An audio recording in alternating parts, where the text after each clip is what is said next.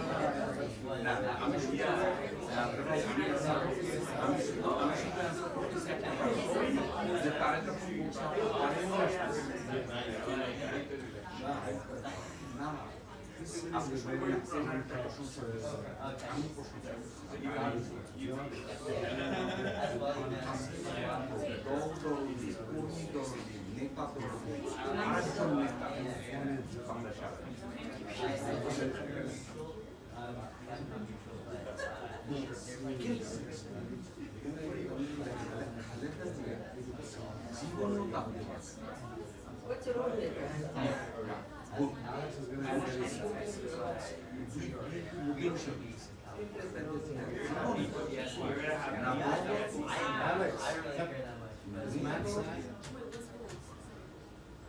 Because of the weekend decisions, or what did you think?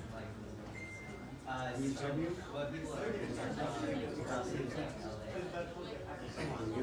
Give us the inside scoop. Alex, you're smiling. You can see the smile. You know something we don't know. What's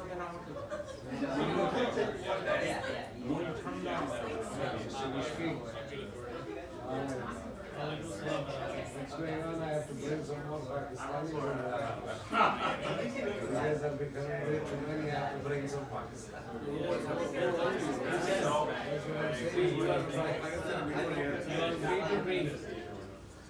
At the last, the issue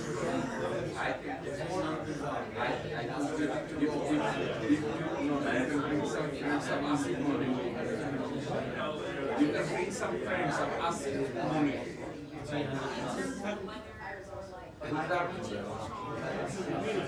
That's what we're talking about. How about Kasi Haya?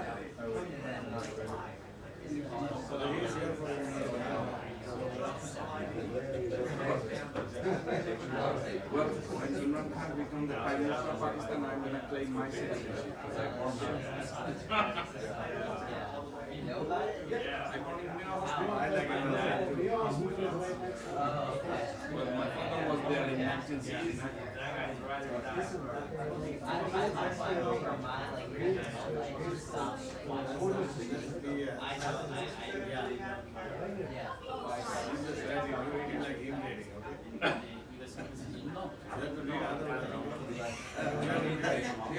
First of all, I really like him. Fish curry is ready. 1 year ago, Yeah, the fish curry is ready. Going down.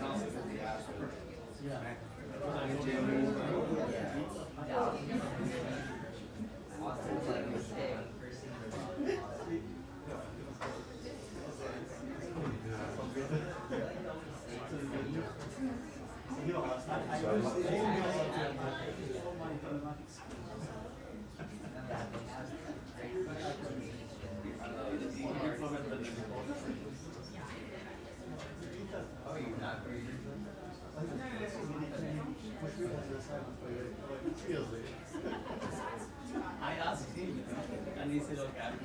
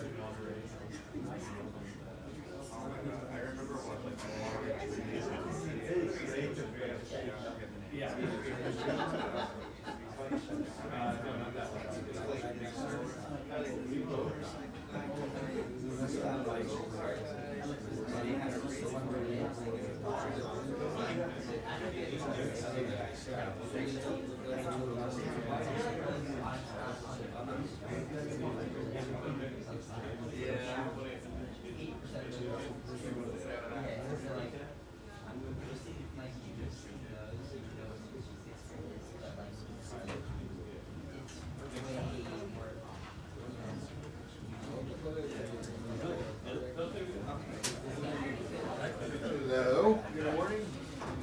Yeah.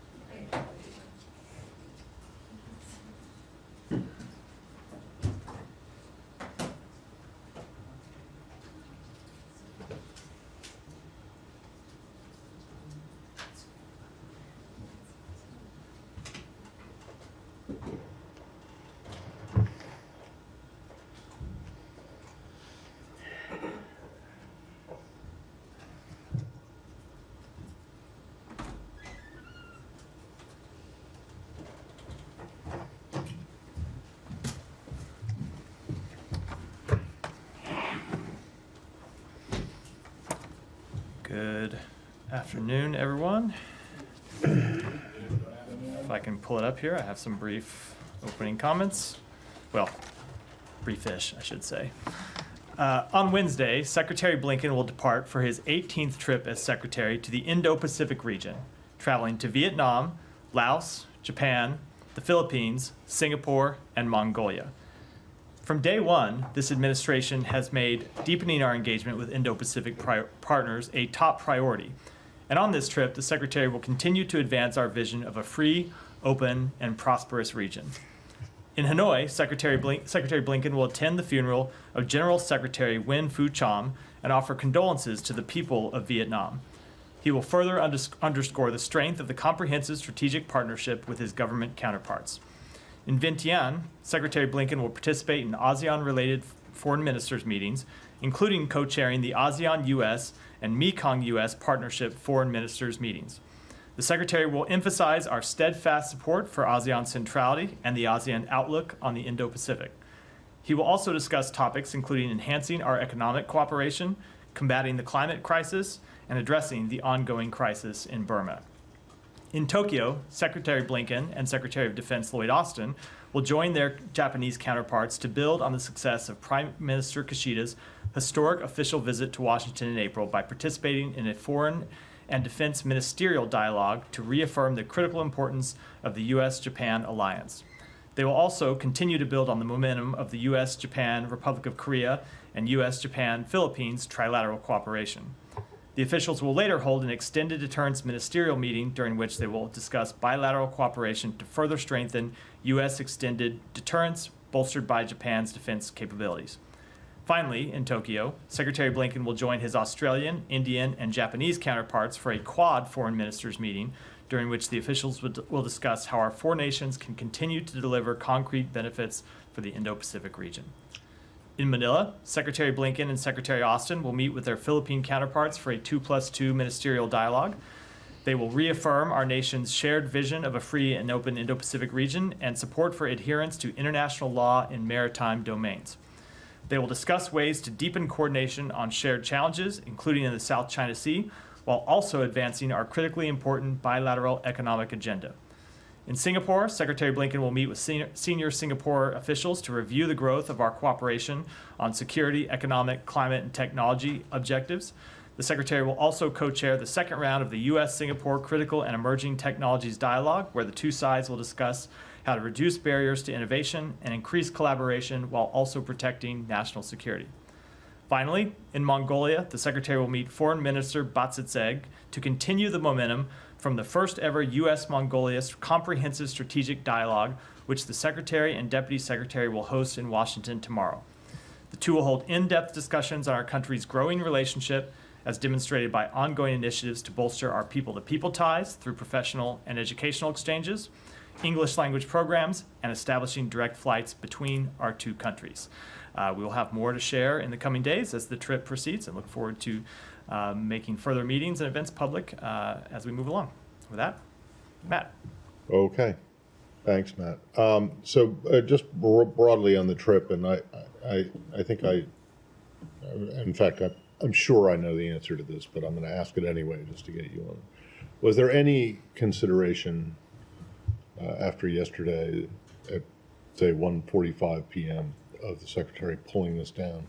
No, none at all. In fact, this isn't a direct answer to the question, but I think it's relevant. So the Secretary convened the senior leadership team of the department this morning to share a few things with him. One, that he talked to the President yesterday after the announcement, and the President made clear that he is focused on all of the work that we're doing, the administration is doing broadly, but that, of course, that we in the national security space are doing. And he wants that work to continue full steam ahead over the next 6 months. And as the Secretary shared with the senior leadership team here, we still have an eighth of the President's term remaining. There's a lot of important work that remains to be done, and he expects our team to continue to focus on getting that work done. Sorry, you still have an eighth? An eighth. It's a significant amount of time. Okay, it just seems that's a little unusual to say an eighth. Okay, Eighth. Fair enough. And then 6 months, however you want to look at it. It's in okay. As you know, a lot of things can happen Right. in 6 months. Well, so, I mean, but seriously, there is a lot of work. So no, we didn't in no way consider canceling the trip Okay. because the work we're doing in the Indo-Pacific Right. is one of our top priorities and it needs to continue. But in some ways, I mean, you could see that maybe even if it wasn't considered pulling it down, that continuing to go or keeping the plan is just as, if not more important, to show the administration's commitment. No. You Or no? keeping it, leaving. I got a little lost in the keeping it Well, on. I mean, is even if important. there wasn't any consideration of pulling the trip down because the president has decided, the president decided not to, or to withdraw,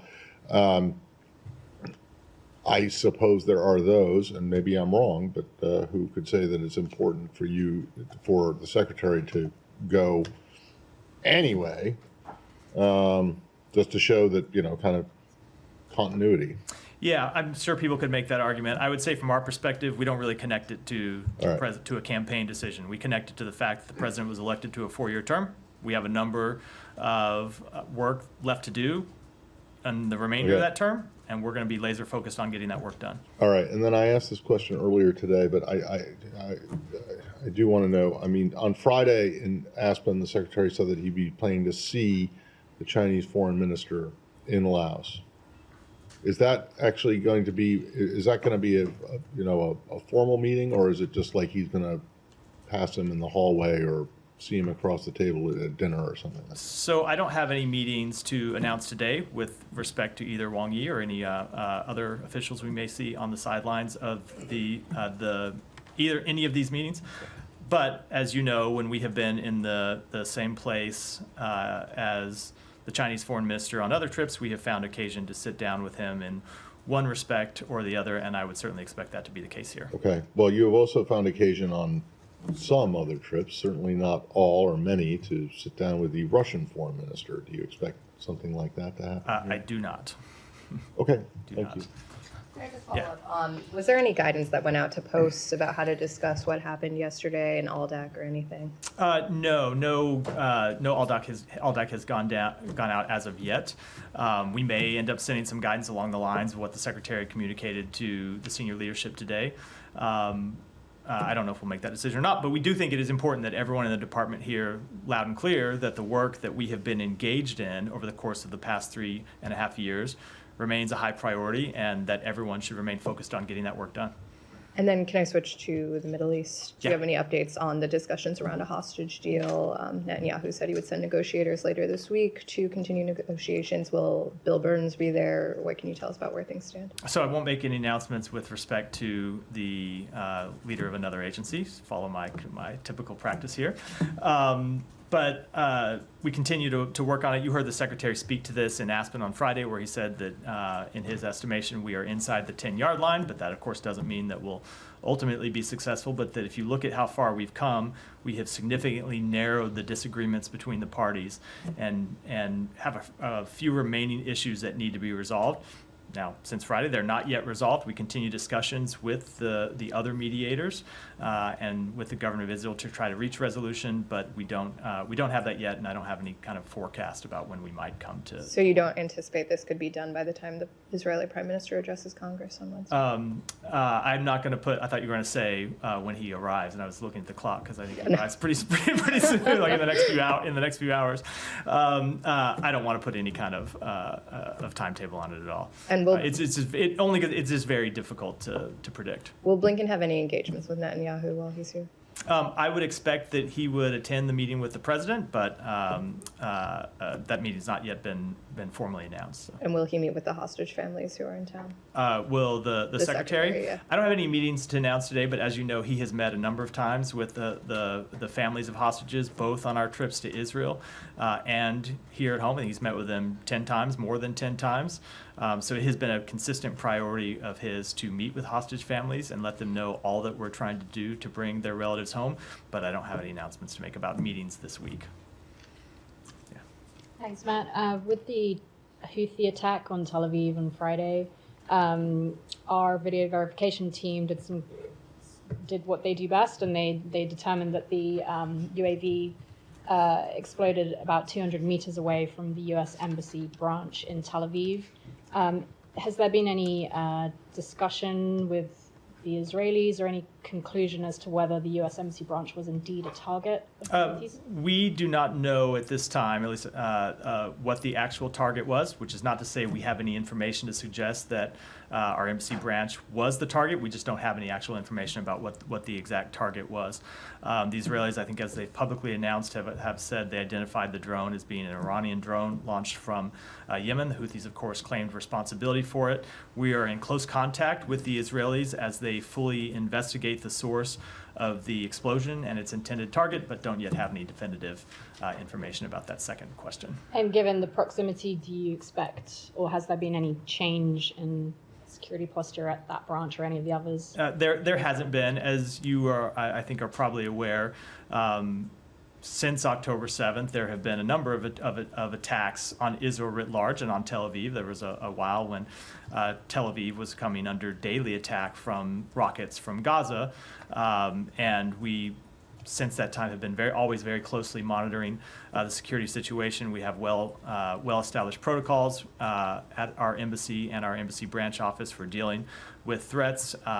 We conducted an accountability after the drone attack on Thursday, I guess it was Friday morning there, and established full accountability for all of our personnel, and our embassy and the embassy branch office are operating as normal today.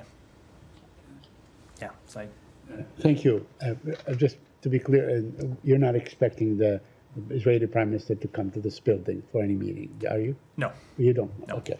All right. Now, let me ask you this about the Prime Minister, as an expert, not that I want you to get into his head, but... What am I an expert in? No, you are an expert on this issue, or an expert in knowing the Israeli Prime Minister for sure. You've encountered him many times. But my question to you, would he be less inclined to be cooperative on this deal? He's obstinate by nature, but now he may feel that there's, a great deal of disincentive to go ahead with this deal, since the person who basically, articulated this deal has decided that he will no longer run for office. So expert or not, I try not to put myself in the minds of anyone else, try to make assessments about people based on their actions, and I will speak to the actions of the government of Israel, including the Prime Minister, when it comes to this potential ceasefire deal, and that is that they have continued to stand by the proposal that the president outlined publicly some 6 weeks or so ago. We have been engaged with them over the course of the past few weeks, trying to bridge the final differences. And what they tell us and what they continue to show is that they are working to try to get a deal. Doesn't mean that they are willing to agree to every demand that Hamas has made. Of course not. That's the standard way a negotiation proceeds. But we continue to judge that they are working to try to reach a deal. Okay, so you don't feel that a great deal may have changed, and let's say, and what Israel would want or would agree to in the last 24 hours as a result? No, I do not. And again, I'm going to assess all the parties by the actions they take. Right. Yeah, a couple more questions. The U.S. criticized the ruling, the ICJ ruling, that the Israeli occupation of Palestine is illegal. Why would you do that? Because you guys, I want to learn. You are a signatory to 242, 338, and so on, which speak very clearly on, what is occupied territory and so on. Why would you be opposed to a statement that is stating the obvious, actually, that the West Bank and East Jerusalem? So if you look closely at the response that we gave to people that asked for our take on this ruling on Friday, what we said is that we have been clear that the Israeli government's support for settlements is inconsistent with international law, and of course runs contrary to the cause of peace. And that we respect the role the International Court of Justice plays in the peaceful settlement of disputes. But what we are concerned about is that parties will use the court's advice as a pretext for further unilateral actions that will just deepen divisions and make the cause of establishing an independent Palestinian state more difficult to achieve. So we're clear on what we think about the settlement program, and we're also clear about what we think the ultimate outcome ought to be here, which is the establishment of an independent Palestinian state, and that's what we continue to pursue. Right. I mean, your position is very clear on the occupation, very clear on the pursuit of a two-state solution and so on, and the settlement, all this. But the Israelis are not responding. Now, you continue to say that the best or the most feasible path forward on this is negotiation. But then we have the legislative body of Israel come out and say, we're not going to negotiate on this issue. So why not then, take this matter into some sort of an international forum? Because we believe the best outcome, ultimately, to establish an independent Palestinian state, and it's important to remember the practical goal that we want to see achieved. Not votes at international bodies that don't do anything, not rhetorical statements that don't do anything. We want to see the actual establishment of an independent Palestinian state. And in our judgment, to get there, it is going to require a negotiation. And yeah, it's a very difficult process. Obviously, there's a reason why this dispute has been dragging on for decades now. But we continue to push for the establishment of a Palestinian state, and we continue to look at ways to come out of the current conflict and get a ceasefire and build a ceasefire into lasting peace and build a ceasefire into enduring stability, and ultimately push for the establishment of a Palestinian state. Not to say that it's easy. Of course, it's not easy, but in our judgment, that is the route that has the ultimate best chance of success. Lastly, on the water, Israel is using water as a weapon, according to different reports in Gaza. I mean, It's like water has been cut off by 94%. Are you aware of this situation? I haven't seen that specific report, but I can tell you that we have been working to try and get food and, of course, water into the people of Gaza. We have been working to try and get pipelines turned back on. There have been times that Israel has made progress working with local Palestinian agencies to try to get water turned back on, and then you had events that led to pipes being disrupted again. Obviously, the provision of water is incredibly important. It's why, for another example, we've worked to get fuel into Gaza to allow desalination plants to run so they can provide water to the people who need it, and that continues to be a priority for us. Thank you. Yeah. Just come back to the ICJ. So in your response to that, you're talking about what you don't want parties to use this opinion as a pretext for further unilateral actions. What are we really talking about there? What is it that you're concerned that a court's decision will be used as a pretext for? So I don't want to prescribe any from here, but just as we have criticized unilateral actions that Israel has taken, because we don't find them conducive to the goal of reaching peace, we would see actions by other parties. So you've seen us, for example, when other countries have come out and recognized a Palestinian state as a unilateral action. It's, of course, the right of any country to make that decision, but we see that ultimately as harmful to the ultimate goal of negotiating the establishment of a Palestinian state. So without prescribing any exact options that various parties may take, it's that kind of unilateral thing that outside the context of negotiations, we just ultimately don't find helpful. Right. I think like what Said was kind of getting at, if you're basically saying we don't sort of see this court's opinion as useful.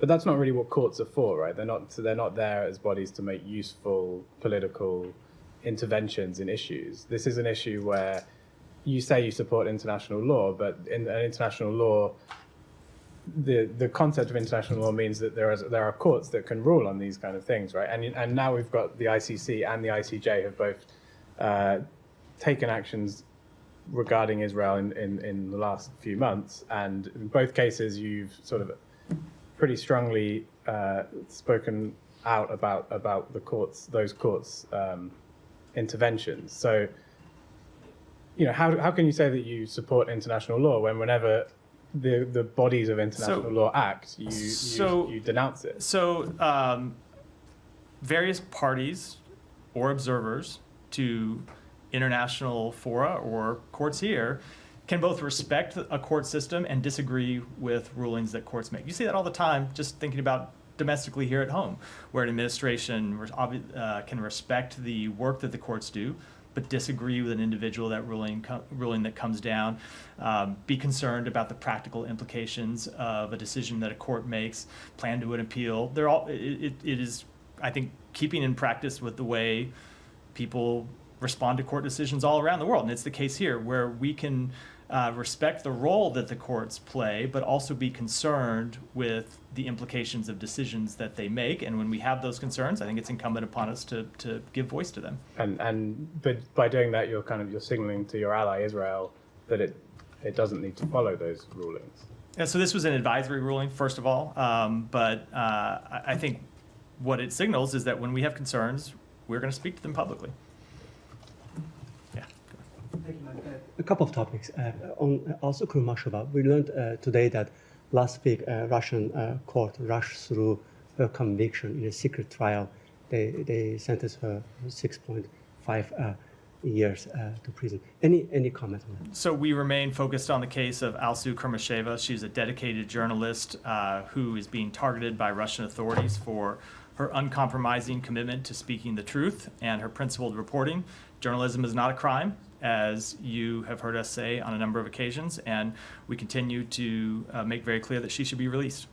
Thank you. Moving to the second strip. Sorry, on that, can you just explain why it is that she has not been determined to have been wrongfully detained? I don't have any update, only in that, when we're reviewing these matters, I never give kind of readouts on the internal process while they're ongoing. Yeah, but she has not, correct? We have not yet made a determination in this case, but we Not have yet. called on her to be released. Well, yeah, but not because she's been wrongfully Correct. detained. Correct. So that suggests that you think that there might be something to the charges. No, it does not suggest that at all. What I think it is an indication of is oftentimes there are a number of factors that we have to take into consideration. It sometimes takes longer than people would like, but we take it very seriously, and we are undergoing that process as we speak. Sometimes it takes very, very little time. I know, and the cases can be different and have different legal factors that apply to them, but the process is ongoing with respect to her case. The last fixed decision. Go ahead, and then I'll Follow up on also. Go So ahead. yeah, Sure. are you Does the gentleman providing yield? I guess he does. Haven't yielded yet, but it's far. are you providing any assistance? As long as you don't say reclaiming my time in a minute. Turn this completely into Congress. Sorry, Gita. Now I'm sorry for That's interrupting. okay. Go ahead. Are you, is the State Department providing her family any sort of assistance? So whenever a U.S. citizen is detained overseas, we provide consular assistance. We have talked to her family and her attorneys on a number of occasions since she's been detained. And anything you can do from here now, from here onward? So I don't want to speak to the underlying dynamics of this case, but as I said, we continue to call on her release. Call for her release. Thank you, Matt. Will the last week's decision help you expedite the process in terms of designation? I'm just not going to speak to the internal dynamics of Thank it. you. Moving to the Secretary's trip, on particularly the Tokyo leg of the trip, on 2+2 meeting, will there be any discussion in terms of certifying Japanese companies which are, in the process of, speeding up? And I think they also announced that they're going to produce more Patriots. Now Ukraine needs more, and you guys can't provide. So Japan has capabilities. Is it something that is being discussed? So whenever we have these types of discussions with our allies and partners, the situation in Ukraine and the need to continue to back Ukraine is near the top of the list, if not at the top of the list, and that's always the case. But I don't want to get into what the specific conversations might be before we have them. Obviously, the Secretary will have press conferences along the trip, and we'll have readouts of the trip, so you'll be able to see what we've talked about, and journalists will be able to ask him exactly what we talked about in the meetings. Thank you. I have one more on a particular drawdown package that the latest one you guys announced. Both the State Department and DOD said that the amount was $225 million, right? But the presidential memorandum to the Secretary is reflecting $125 million. Can you please clarify which one? I will have to take that back, Alex. I have two more on South Caucasus, if I may. Or why don't we go to someone else? You don't get to do 7 questions at the top. Please come back to me. Well, if we have time, I'll come back to you. But if you had a South Caucasus question, ask a South Caucasus question. Go ahead, Michelle. Thank you, Matt. Do you have any details on the U.S.-Iraq security cooperation dialogue that's being held in Washington today, as the U.S. ambassador to Iraq has said? Yeah, so representatives from the State Department, including Deputy Assistant Secretary Victoria Taylor and Ambassador Romanowski, are participating in the U.S.-Iraq Joint Security Cooperation Dialogue this week with our colleagues at the Defense Department. This is the second Joint Security Cooperation Dialogue between the United States and Iraq. The meetings are an opportunity to reaffirm our joint commitment to security cooperation and regional stability, and continue discussions on further developing Iraq's security and defense capabilities. Will they discuss the U.S. forces' presence in Iraq? So I don't want to get into it in detail. We'll have a statement that comes out after the meeting, but we do remain committed to the higher military commission process that began in August. I think, as you know, that process is to determine how the coalition's military mission will transition based on the threat from ISIS, operational and environmental requirements, the capabilities of Iraqi security forces, but I don't have any further detail to give on. And finally, when will the meetings be done? I would defer to the Defense Department. They are the actual hosts of the meeting. They are this week in Washington, but with respect to specific timing, I would defer to them to speak to it. Thank you. Yeah. Thank you, Matt. 2 questions. Former President Trump said last week that he got along well with North Korean leader Kim Jong-un, and he said it is good to get along well with a country that has many nuclear weapons. As you know, North Korea has continued to develop nuclear weapons and WMD, even while engaging along with the United States and North Korea, or South and North Korea in the past. How would you comment about getting along with the dictator Kim Jong-un? I wouldn't. Why not? I typically prefer not to comment on campaign matters from this podium. And also, North Korea is already threatening the Korean Peninsula with nuclear weapons as well as the international community. North Korea is also demanding a price to give up its nuclear weapons. Do you think that if we get along well with North Korea will give up its nuclear weapons? So I'm not going to speak to comments that were made in the course of the campaign, which I know that's a question asking me to respond to.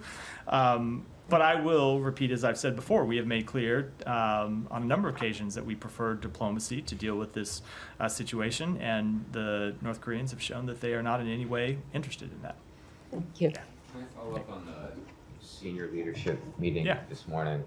Was there any talk of a shift of priorities, or is there any hope or less hope for accomplishing some certain goals for this administration now that there's a 6-month condensed timeline for its existence? No talk of shifting priorities. In fact, just the opposite. As I said, the secretary telling the team that he wants all of them to continue to focus on the priorities that we have been working on. Obviously, if you look across the world, it will be continuing to deepen our partnerships in the Indo-Pacific regions, part of what the secretary is doing on this trip that he will undertake at the end of this week into next week, but there's other work that happens at the levels below him. It's continuing to hold Russia accountable for its aggression against Ukraine, and it's working to achieve a ceasefire and ultimately lasting stability and security in the Middle East.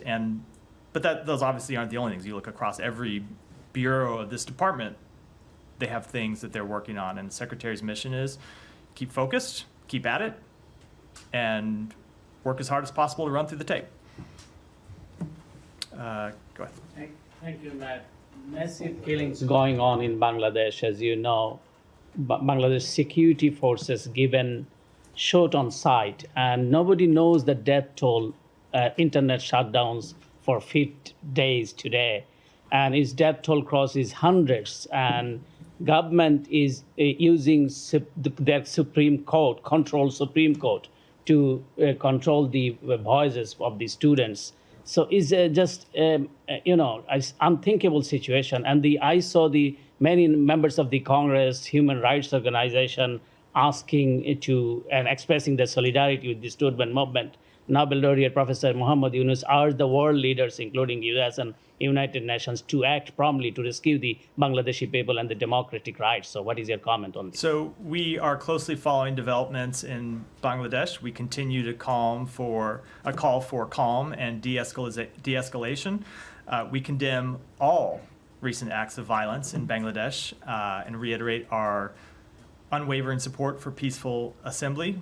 In addition, we remain deeply concerned by reports of ongoing telecommunications disruptions across the country, which limit the ability of people in Bangladesh, including American citizens, to access critical information. We call on the government to restore internet service. We condemn the reported shoot-on-sight orders that have been given and call for those to be rescinded. And of course, I would just, as a final thought with respect to the situation, reiterate that media freedom is an essential building block of a thriving democracy. It is essential that journalists in Bangladesh, as is true everywhere in the world, be able to function freely.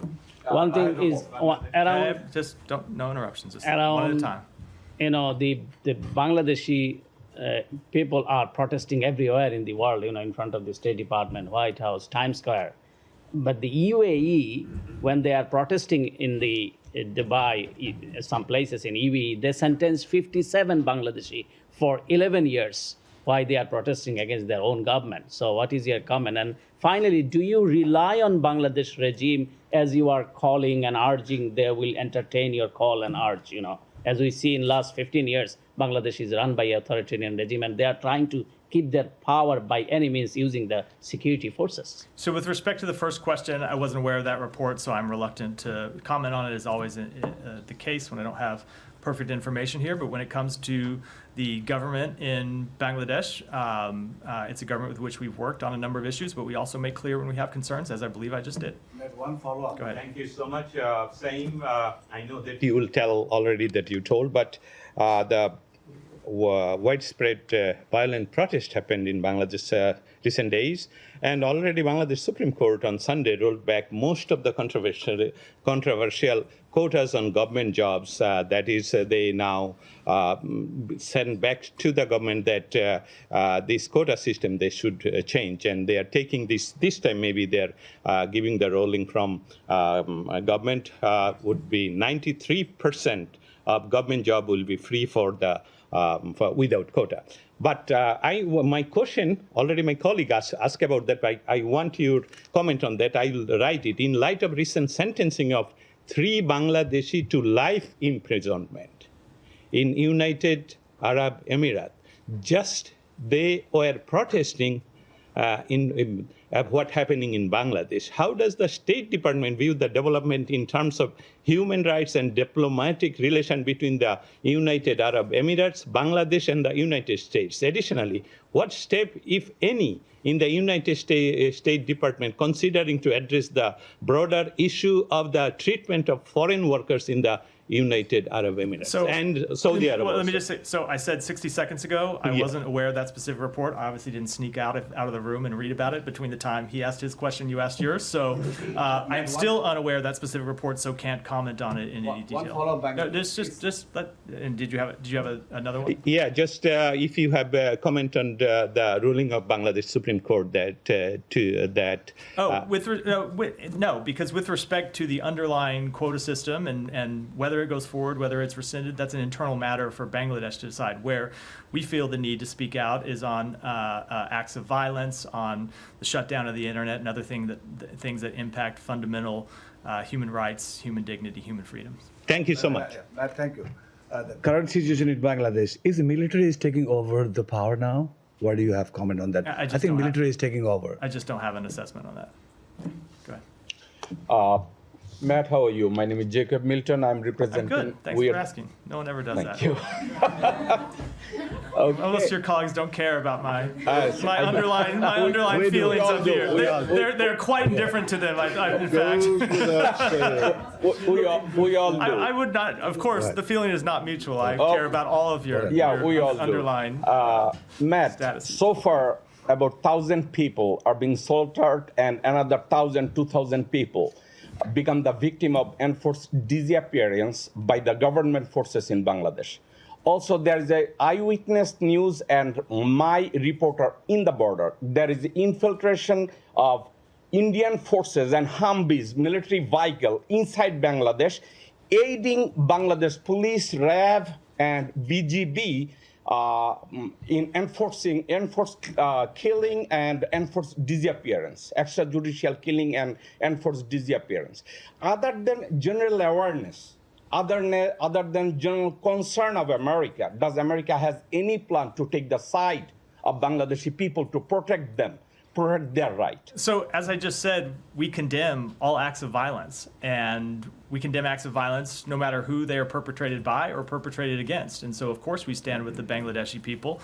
We support freedom of assembly. We support peaceful protests. But when it comes to acts of violence, whether they be committed by people conducting protests or by government authorities, we condemn them in all instances. Okay, Matt, last thing I would like to discuss. Secretary Blinken, he is visiting South Asia. He is concerned, he is very much showing solidarity with the people of South Asia, and that is really very good thing for the Asian people. Now, to protect America's national interest in Bangladesh, people views if there is a caretaker government under the leadership of Dr. Mohammed Yunus with the strong ties with US government and European Union, Bangladeshi people may have their right back to cast their vote, and they would like to see the peaceful society in the country. I know America is aware and concerned, but awareness and concern did not stop. Thousands of people are getting killed, thousands are getting disappearing from their house. Is there anything else that people can expect from America? So we will continue to make our concerns clear, and we will continue to speak with our partners in the international community about concerns that we have. But when it comes to, it's not so much the premises of your question, but as somewhat a point that you raised, as opposed to alternative leadership in Bangladesh, that ultimately is a question for the Bangladeshi people, not the United States of America. Go ahead. very much. Going back to the ceasefire deal, actually, Secretary's remarks, the 10-yard line, was on Friday, just before Sunday, President Biden's decision to drop out the race. Now, Prime Minister Netanyahu arrives in a very politically uncertain environment. To say, I feel dots being connected here that don't necessarily connect, but go ahead. Maybe I should, go ahead. No, I would just, I'd just like to ask, should we still expect that ceasefire deal put forward by President Biden stand as effective as it would be, given he's not running for the second term now? Because there are reports that Prime Minister Netanyahu might be dragging his feet until November to see who would be the next president of the United States. So absolutely, and I think you have to remember that when the president outlined that proposal publicly, it was a proposal that had been put forward by the government of Israel. It was Israel's proposal. We had obviously been involved in the development of that proposal as our role in one of the mediators to the negotiations, but it was ultimately an Israeli proposal. Now, as I said in response to, I don't remember whose question it was earlier, we continue to be involved in those negotiations and trying to move them forward to get them across the line. And what we have seen is, on behalf of the Israeli government, is them engaging, also trying to get a final deal. Now, there are things that they have put forward that ultimately are difficult, just as there are things that Hamas has put forward that are difficult to resolve. But we believe that ultimately those all ought to be resolvable. Again, always with the caveat, that doesn't mean they will be resolved. Negotiations are tough, and I think as the Secretary said on Friday, that sometimes the last 10 yards can be the hardest length to cover. But we have made important progress, and we continue to push to try and get it over the line. Yeah. So Let me finish talking. Might be the hardest to cover, but it doesn't take 3 days. I mean, that's a pretty crappy red zone offense. So if you 3-4 days now. So if you look at how long we have been involved in these negotiations, I this get is it, not but a he said it on the Friday. analogy does not carry over to a 60-minute football game. We have been involved in these negotiations for some time, going back months. If you Like an go 8-month, a 9-month. Going back football months is game. obviously. Sounds more like a cricket test match than it does. Here you go with cricket again. You're now testing my cricket knowledge again.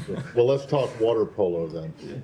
Definitely not. You don't have any concerns that the process would be slower now, given the president is not running for a second term because of the uncertainty for a second term of. I do not. Look, ultimately, we believe a ceasefire deal is in the interest of the government of Israel. It's in the interest of the Palestinian people. That's why it ought to be agreed to, and we'll continue to push for it as hard as we can. Now, Hiba, go ahead. Yeah, go ahead. The meeting between the Prime Minister and the President doesn't take place tomorrow or before that Secretary traveled to Asia. Do we expect a separate meeting between Secretary Blinken and Netanyahu? I just don't. It's hard for me to answer that without knowing when the meeting with the Prime Minister is going to be scheduled. So before I get into what I would expect if something doesn't happen, I think I'll wait and see what actually does. Thank you. Ask me on Wednesday if it hasn't happened yet, then maybe. Yeah, go ahead. Yeah. Thank you very much. Thank you very much. How are you doing, by the way? Thank you. You've been very kind today, and I am very emotional, guys. So if you're going to be this down, the next 3-4 months are going to be very tough for me. So please cheer up. It's still a few months to go. I didn't know I was giving off such a So down Pakistani appearance. embassy in Germany was attacked by these Afghan kids, and they ripped off the flag as well. Your reaction on that, and then connecting it with the last week question a little bit. Pakistani journalists are condemning that Voice of America had given so much coverage to that day when the funeral was held, and kids were walking with Afghan flag in Pakistan. But to this incident where in Germany, Pakistani embassy was attacked, flag torn down, and tried to burn it. Your reaction on both of these things? So please? with respect to the underlying incident, let me take it back and get you an answer. With respect to Voice of America's coverage, Voice of America is an independent outlet that makes its own editorial decisions. Any concerns that people have, they should direct to them. But it must affect diplomatic relations, though, right? They make independent editorial decisions, and you should direct any questions to them. Okay. Just one question more, please. And because this question, me and you have talked about it so much, not as much as Imran Khan. President Trump in his speech had mentioned two things which I have been raising with you multiple times, and in Pentagon as well. 14 U.S. soldiers who died at the last day. and I asked for inquiry at the Pentagon. My issue was that the U.S. was already withdrawing. There was no ambassador of State Department at that time in Afghanistan. The second thing I've been raising with you and Mr. Kirby is the weapons left there. Mr. Trump mentioned it as well. Now, the other thing is Reuters mentioned, again, this issue I've mentioned with you, that the U.S. funds to Afghanistan may have landed into the wrong hands as well. All these three issues, I want to give you again an opportunity to at least give your opinion or thoughts about it in a more... if you want a different answer, you're not going to get one. With respect to the to weapons, I would defer to my colleagues at the Pentagon, obviously, who I think you've raised that question with before. They're the appropriate agency to speak to that. When it comes to U.S. funding of the Taliban, no, we flatly do not fund the Taliban. Made that clear on a number of occasions. Go ahead. Follow up on Yeah. Netanyahu. Has there been any engagement or discussion with Israelis regarding Netanyahu's expected remarks to Congress on Wednesday? Not that I'm aware of. I'm sure it may have come up anecdotally. Obviously, we talk to the Israeli government all the time, but no, I'm not aware of what he's going to say. So, Alex, go ahead, and then Jenny, and then we'll wrap up. Thank you, Matt. On South Caucasus, we have Russian officials over the weekend stating on the record that Russia is, quote, prepared to assist the ruling Georgian Dream Party in maintaining power if required. Any concern about Russian attempts to meddle into Georgia's upcoming? Look, so we have seen a number of Russian, not just attempts, but we've seen outright Russian interference in elections all throughout the region and all throughout the world, and we are always vigilant in watching those. And as you have heard us say on a number of occasions, it is important that the Georgian people and the Georgian people alone decide the future of their country. Thank you. And on Armenia, I want to get your thoughts about today's EU decision to start both a visa-free dialogue and also supporting with funding from European Peace Fund, its implications for our region, please. So Armenia and Azerbaijan continue to make significant progress toward finalizing a peace agreement. We are committed to supporting that process. As you have heard us say, the time for peace is now, and we continue to work to try to reach an agreement. And the specific decision about EU's... I don't have anything specific to that. Was fired on by Israeli forces in Gaza. Has the Israeli government given you any information about this incident? Are you... We have inquired with them about this strike. I do not have any information about it as of yet. If it's made it back to us, it hasn't made it to us. I mean, this is happening as you guys have touted this new deconfliction mechanism. How do you make it that it's safe for humanitarian convoys to move forward if even this isn't working? So look, it is always going to be, anytime you're in a conflict zone, it is always going to be difficult to proceed with humanitarian work. And what we try to do is to make it as safe as possible, recognizing that this is still work that's happening in a conflict zone, which is why you hear us speak on a number of occasions to the enormous sacrifice and the enormous risk that humanitarian workers put themselves under. And so we have kind of two tracks on this. One is trying to work with the United Nations to try to make it as safe as possible. The Secretary spoke to CICRID-COG, the UN coordinator for Middle East humanitarian issues, earlier today about a number of humanitarian issues, including this. But we also continue to work to try to get a ceasefire. The other significant line of work that the Secretary spoke to CICRID-COG about today was how we get all the mechanisms in place so if we do reach a ceasefire, humanitarian aid can surge into Gaza as quickly as possible. And obviously, in the context of a ceasefire, it will be much safer for them to move about Gaza and do the work that they need to do without worrying so much about their personal safety. Is there any discussion of punitive measures for Israel if they continue to knowingly fire on marked humanitarian convoys? I don't have anything to read out at this time. We'll leave it at that. Thanks. Thank you.